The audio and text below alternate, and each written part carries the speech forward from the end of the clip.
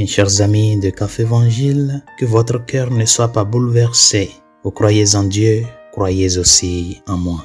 Bien, chers amis, dans l'évangile de Saint Jean, les chapitres 14 à 17 nous présentent ce que l'on appelle les discours de la dernière scène ou les derniers discours de Jésus. Il s'agit d'une série de sermons donnés par le Seigneur aux disciples la nuit de son arrestation. Et ces discours sont profonds et remplis d'images symboliques. Il parle de l'Esprit Saint, de l'avocat, de la vigne et des sarments, de la haine du monde. Et ces discours se terminent par la prière sacerdotale de Jésus. Ces discours commencent par l'évangile d'aujourd'hui dans lequel Jésus parle de la peur à venir ou des cœurs troublés dont il sait que ses disciples feront l'expérience. Commençons par examiner la première phrase prononcée par Jésus ci-dessus, que votre cœur ne se bouleverse pas. C'est un ordre que le Seigneur nous donne. Un commandement doux, mais quand même un commandement. Jésus savait que ses disciples le verraient bientôt arrêté, accusé à tort, moqué, battu et tué.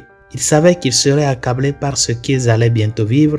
Il a donc saisi cette occasion pour réprimander avec douceur et amour la peur à laquelle ils allaient bientôt être confrontés. Chers amis, la peur peut provenir de nombreuses sources différentes.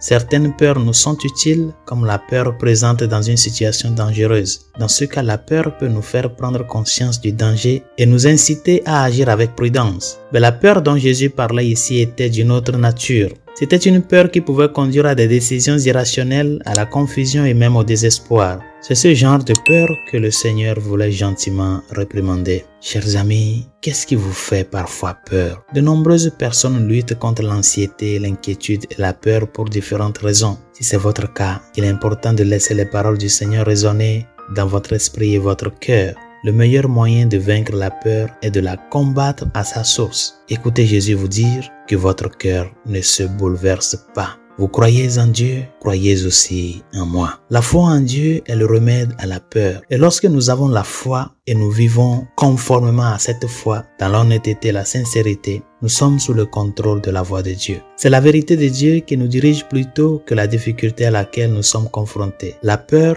peut conduire à des pensées irrationnelles et les pensées irrationnelles peuvent nous plonger de plus en plus profondément dans la confusion. La foi perce l'irrationalité qui nous tente et la vérité qu'elle nous présente nous apporte clarté et force. Résolution de ce jour. Nous n'avons pas reçu un esprit de peur dans le baptême comme dans la confirmation. Nous avons reçu un esprit de témoignage, un esprit de force, un esprit de confiance. Ayez confiance, c'est moi. Que devant les difficultés de la vie, demande plutôt au Seigneur de te donner la force et surtout de t'aider à ne pas perdre de vue l'esprit que tu as reçu en toi. Cet esprit qui t'amène à rendre témoignage de la vie chrétienne à laquelle tu es appelé et faire chemin avec celui qui est fidèle à sa parole. Je suis avec vous tous les jours jusqu'à la fin des temps. Bonne journée, Dieu vous bénisse.